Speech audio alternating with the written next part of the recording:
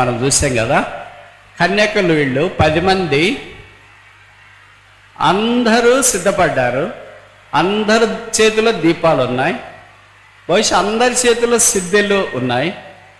వాళ్ళు పెళ్లి కుమారుని ఎదుర్కోవటానికి వచ్చినారు. రాత్రి దాకా చూసినారు. బైబిల్లో రాయబడి అందరూ కునికి నిద్రించిరి. నిద్రలో ఏం తేడా లేదు, బుద్ధిమంతులు బుద్ధిహీనులని. అందరు నిద్రపోయారు, అందరు అలసిపోయారు. అందరూ కేక విన్నారు, ఇదిగో పెళ్లి కుమారుడు వస్తున్నాడు. కొంతమందికే కాదు వినిపించింది, 5 మందికే కాదు, 10 మంది విన్నారు. 10 మంది లేచినారు. పక్కన వాళ్ళు కూడా లేపారేమో, పెళ్లి కుమారుడు వస్తున్నాడు, లే అని. అందరూ లేచినారు, అందరు విన్నారు, అందరు ఎదుర్కోవటానికి రెడీగా ఉన్నారు.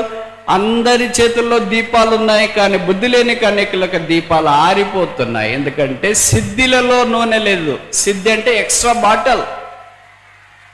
మీకు తెలుసు కదా, మీకు బాగా అర్థం కావాలంటే ఒక ఉదాహరణ చెప్తా.